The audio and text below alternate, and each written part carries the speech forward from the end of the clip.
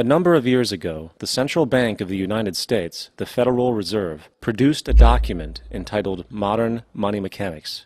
This publication detailed the institutionalized practice of money creation as utilized by the Federal Reserve and the web of global commercial banks it supports. On the opening page, the document states its objective.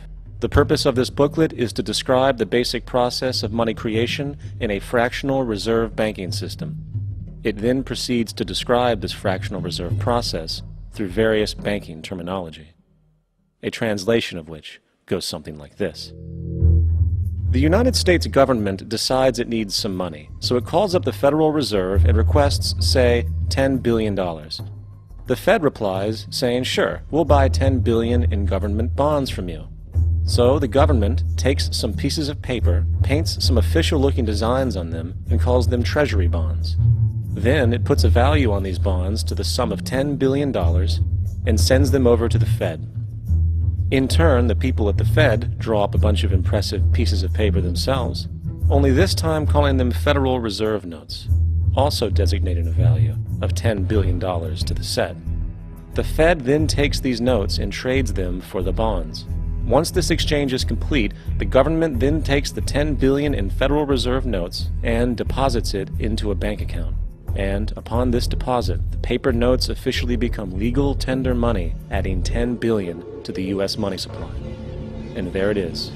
$10 billion in new money has been created. Of course, this example is a generalization, for, in reality, this transaction would occur electronically, with no paper used at all. In fact, only 3% of the U.S. money supply exists in physical currency. The other 97% essentially exists in computers alone. Now, government bonds are, by design, instruments of debt. And when the Fed purchases these bonds, with money it essentially created out of thin air, the government is actually promising to pay back that money to the Fed. In other words, the money was created out of debt. This mind-numbing paradox of how money or value can be created out of debt or a liability will become more clear as we further this exercise. So, the exchange has been made and now $10 billion sits in a commercial bank account. Here's where it gets really interesting. For as based on the fractional reserve practice, that $10 billion deposit instantly becomes part of the bank's reserves, just as all deposits do. And regarding reserve requirements, as stated in Modern Money Mechanics, a bank must maintain legally required reserves equal to a prescribed percentage of its deposits. It then quantifies this by stating, under current regulations, the reserve requirement against most transaction accounts is 10%. This means that with a $10 billion deposit, 10%, or $1 billion, is held as the required reserve, while the other $9 billion is considered an excessive reserve and can be used as the basis for new loans. Now, it is logical to assume that this $9 billion is literally coming out of the existing $10 billion deposit. However, this is actually not the case. What really happens is that the $9 billion is simply created out of thin air on top of the existing $10 billion deposit. This is how the money supply is expanded. As stated in Modern Money Mechanics, of course they, the banks, do not really pay out loans from the money they receive as deposits. If they did this, no additional money would be created. What they do when they make loans is to accept promissory notes, loan contracts, in exchange for credits, money, to the borrower's transaction accounts. In other words, the $9 billion can be created out of nothing simply because there is a demand for such a loan and that there is a $10 billion deposit to satisfy the reserve requirements. Now, let's assume that somebody walks into this bank and borrows the newly available $9 billion. They will then most likely take that money and deposit it into their own bank account. The process then repeats, for that deposit becomes part of the bank's reserves. 10% is isolated, and in turn 90% of the $9 billion, or $8.1 billion, is now available as newly created money for more loans. And of course, that 8.1 can be loaned out and redeposited, creating an additional 7.2 billion, to 6.5 billion, to 5.9 billion, etc. This deposit money creation loan cycle can technically go on to infinity. The average mathematical result is that about $90 billion can be created on top of the original $10 billion.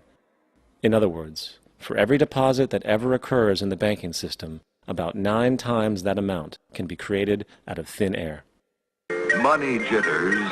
Ask the obliging Bank of America for a jar of soothing instant money, M-O-N-E-Y, in the form of a convenient personal loan. So, now that we understand how money is created by this fractional reserve banking system, a logical yet elusive question might come to mind. What is actually giving this newly created money value? The answer? The money that already exists. The new money essentially steals value from the existing money supply. For the total pool of money is being increased irrespective to demand for goods and services. And as supply and demand finds equilibrium, prices rise, diminishing the purchasing power of each individual dollar. This is generally referred to as inflation, and inflation is essentially a hidden tax on the public. What is the advice that you generally get? And that is, inflate the currency. They don't say debase the currency. They don't say devalue the currency. They don't say cheat the people who are saved. They say lower the interest rates. The real deception is when we distort the value of money. When we create money out of thin air, we have no savings, yet there's so-called capital. So my question boils down to this: how in the world can we expect to solve the problems of inflation, that is, the increase in the supply of money, with more inflation? Of course, it can't. The fractional reserve system of monetary expansion is inherently inflationary. For the act of expanding the money supply, without there being a proportional expansion of goods and services in the economy, will always debase a currency. In fact, a quick glance at the historical values of the US dollar versus the money supply reflects this point definitively, for the inverse relationship is obvious. $1 in 1913 required $21.60 in 2007 to match value. That is a 96% devaluation since the Federal Reserve came into existence.